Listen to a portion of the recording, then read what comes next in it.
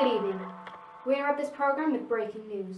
Multi-millionaire and notorious bootlegger Jay Gatsby has been today found shot dead in his West Egg mansion. Gatsby was renowned for his lavish parties and elite lifestyle. We go to our reporter live at the scene to get the latest.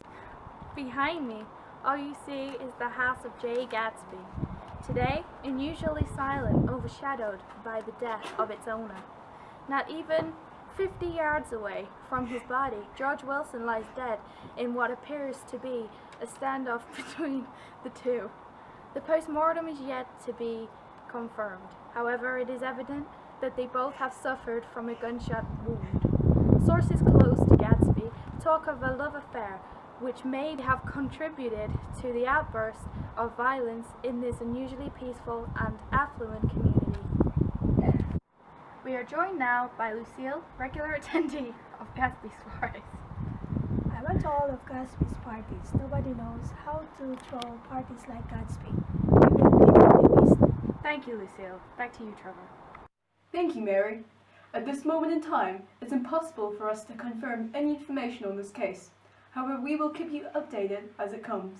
Stay tuned to FSCOT News for all the latest on this unfolding tragedy.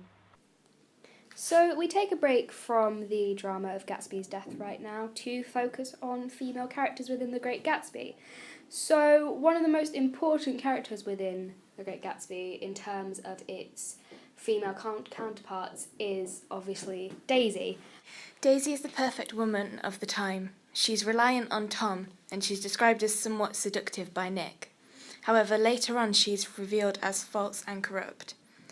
The quote she uses when describing the birth of her baby girl, when she says, "That's the best thing a girl can be in this world, a beautiful little fool," is possibly reflective of Fitzgerald's opinions on women at the time, and how basically characters like Daisy and Myrtle are submissive to their husbands, and they suffer just because of their gender. Jordan significantly contrasts Daisy as she is an independent, confident woman. She is also androgynous in the way she looks and plays sports. Also, her name can be used for both genders, which shows that she is dominant within the novel, and this is also prominent as well. Catherine claims to be equally as independent, as she lives with a girlfriend rather than a husband. Myrtle is ultimately punished because of what Nick describes as her perceptible vitality, something that was once her ticket to the social elite. Myrtle's femininity and desire for attention is her downfall, and in a feminist reading this can be seen most prominently in her death. It is violent, removing everything that classes her as feminine. She is murdered in such a violent fashion, showing what may be considered as female suffering at the hands of their male counterparts. Other female attendees of Gatsby's parties are described in a very degrading way compared to the other female characters in the novel. For example, some are nameless and some are simply known as Beluga's girls. They're seen as property, something for the men to show off. Furthermore, Fitzgerald includes what they say, but not actually name them, to sort of stir the pot for the reader of what Gatsby may be, and it shows the curiosity towards the reader before we meet him.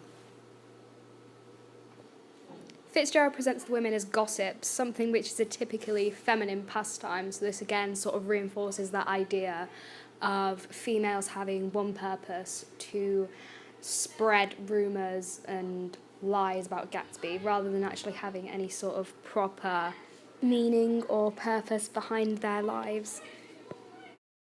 We're joined now in the studio by Tom and Daisy Buchanan, who are very close friends of the late Gatsby. No, I wasn't.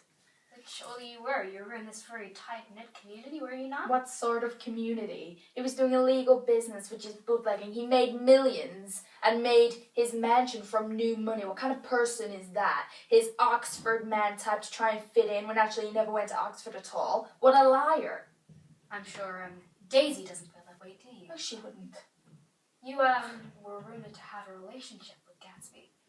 Oh, well, I thought of him as a really great man. How can you talk about that in front of me? about Myrtle, Tom? What about her?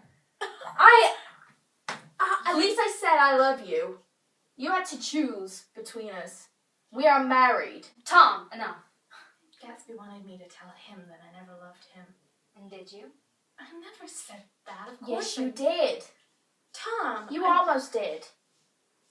Clearly, Tom, you have some sort of issue with power and controlling everybody. Not at all. Not at all.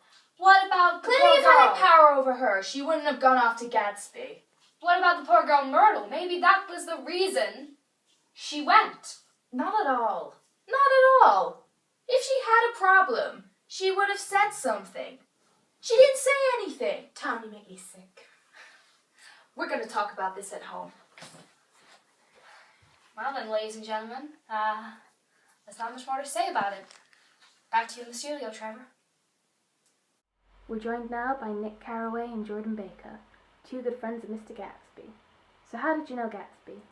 Oh, well, Nick and I were both very close to Gatsby. We were, obviously shocked and saddened by his tragic and untimely death. He was a great man. In fact, I lived next to him. He was misunderstood. A lot of rumors were spread about him. Oh, they surrounded him. You didn't know who to believe. No. Similarly, even now, we don't know what to believe about his death, do we? No. Speaking of rumors, you were said to have a relationship? Well, I'd hardly call it a relationship. More, a think series we of just- games. Drifted apart. We were never really that close. I mean, Nick and I, we're not alike. I mean, you with your bonds and your business, you were always spending time away, so it wasn't really a viable option for us to continue. I feel Jordan's quite an independent woman, with her golfing and quite a free spirit. Did you not meet through Daisy? We did. Daisy's my cousin. Yeah, Daisy's your cousin. I often visited Daisy. We grew up together.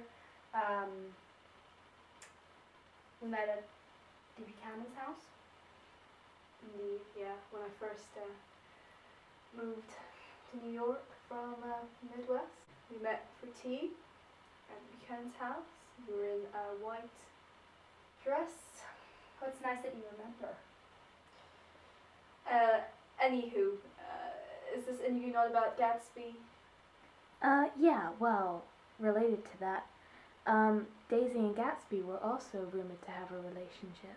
Oh, yeah. When we were younger, when Daisy was much more vulnerable, or what some would like to call dumb, her and Gatsby did see each other because she was naive. She thought she'd want an army man. Obviously, I did nothing to stop her because why should I? And then Gatsby left to go into the war, and that was the last she saw of him for a while. She married Tom instead. Powerful man, very, very rich. The first man to come along. But Gatsby never really got over her. Built himself up, earned a lot of money. Admittedly, a lot of it was cheated money, but